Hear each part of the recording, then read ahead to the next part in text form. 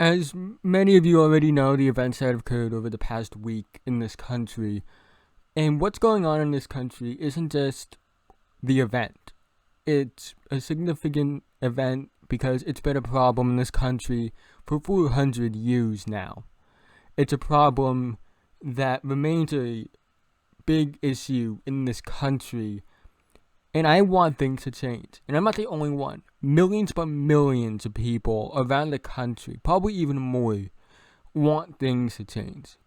And you can help me and help others around the country make sure that African Americans are no longer treated unfairly by authority figures. That African Americans are treated fairly not only by the police but by the justice system. They are treated fairly in daily life. You can help me by clicking through some of those links, donating, signing petitions for various things involving George Floyd, Black Lives Matter, bail funds for protesters who are fighting against the racism that has stained this country since its inception. And you can also help by leaving links to charities, bail funds, and for protesters, obviously, and other things like petitions below in the comment section so other people can see it. It would mean a lot to not only me, but it would mean a lot for this country, because until we fight back as a country against this problem, nothing will change, and things need to change.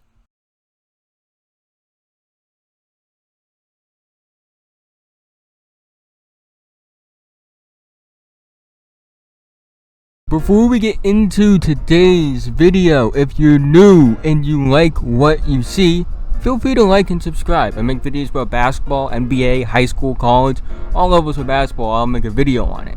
So I'm trying to reach 1,000 subscribers by the end of the year. So liking and subscribing would be a big help to me, and I'd be really thankful for it. But with that being said, let's talk about Gilbert Arenas and why I believe that he would be a superstar if he was playing in the modern NBA.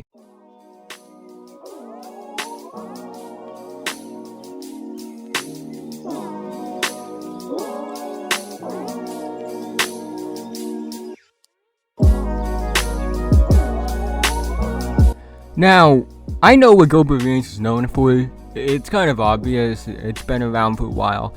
But I will say this. I'm a basketball channel. I'm not a Law and Order channel. So I'm not going to be talking about it. So don't expect me to talk about it at all. Now, he was the 31st overall pick in the 2001 NBA draft by the Golden State Warriors.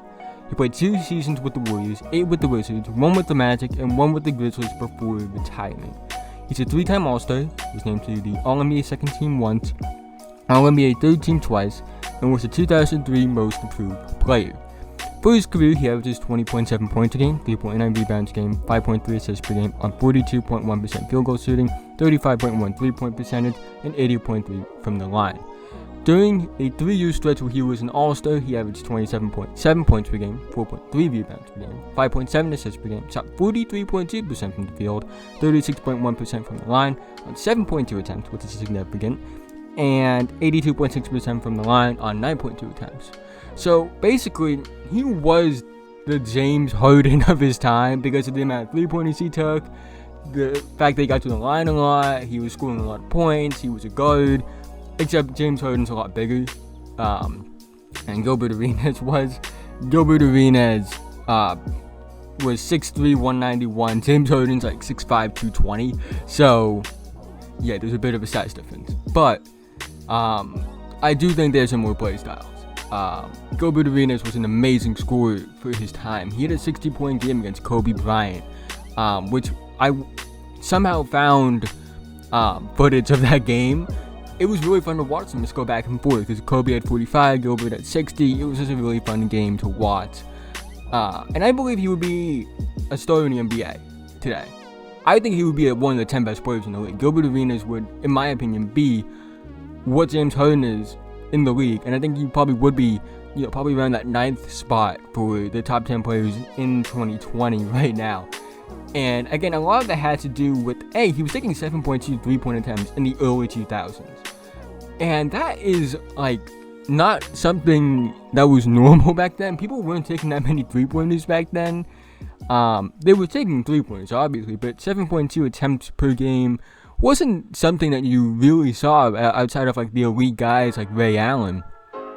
And when you look at that, you say, okay, he's taking more 3-pointers in today's NBA. And I've said the same thing about Ray Allen, where they would be taking a lot more 3-pointers now, and the 3-point numbers would look a lot better. I think Gilbert's 3-point numbers would look a lot better now.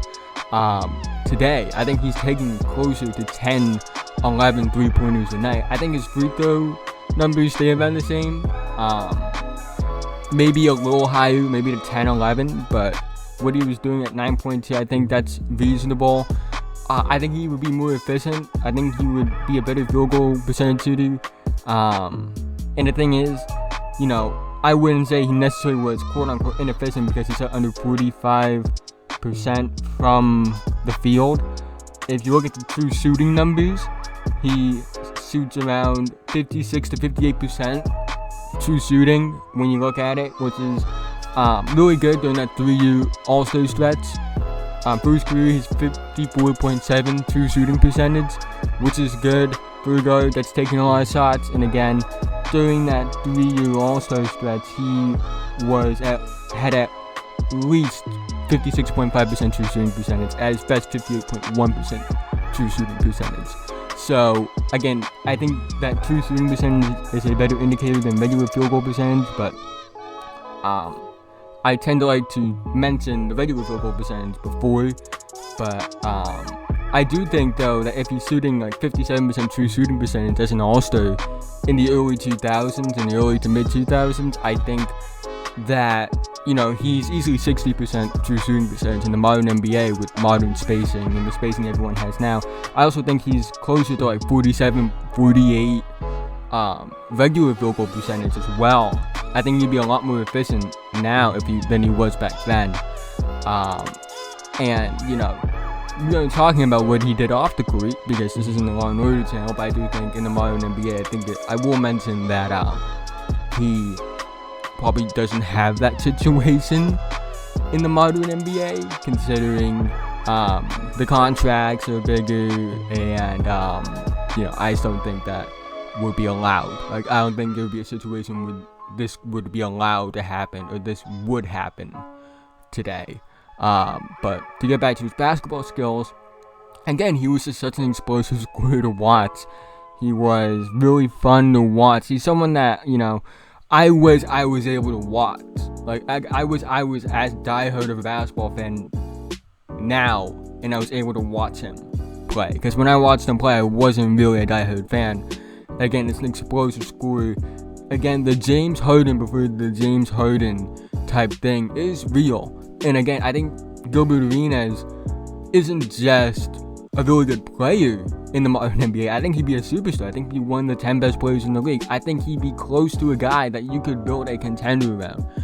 And because of the fact that, he wasn't just being a great scorer, he also had other things. He was, not the greatest passer in the world. A 5.3 to 3.2 assist to turnover ratio isn't special by any means, but he's a solid enough passer to the point where, if you're an elite scorer like he is, that doesn't matter as much. You can be an average playmaker if you're elite at something. I only care about someone being average at a skill as if they aren't elite at anything else. But if you're elite at something, you can be average in other skills, and I think that's something that Gilbert falls under, because he was an elite explosive scorer. So being a world-class passer isn't necessarily something that we worry about with him, especially in the modern NBA, where we're moving away from traditional point guards anyway. Like, we're not asking guys to be 9, 10 plus assist guys anymore. We're asking guys at the point guard spot, if you're going to be a superstar or even an all-star as a point guard, where it's like, we're not asking you to put up 10 assists anymore. We're asking you to give me at least 20 to 25 points per game and give me like 6 assists per game, or 6 to 7 assists basically. And I think Gilbert Arenas would have been very capable of that if he was asked to do that. And these are just my thoughts. Give me your thoughts below. What do you think Gilbert Arenas was going to be? Do you think he was good? Do you think he wasn't? Do you think he'd be great in the modern NBA? Do you think he'd be a top 10, top 15, top 20, top 30, whatever player? Do you think he wouldn't be good at all?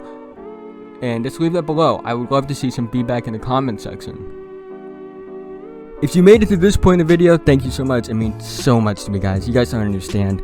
But again, thank you. Like and subscribe if you're new. Feel free to leave feedback in the comment section below. And I'll see you guys in the next video.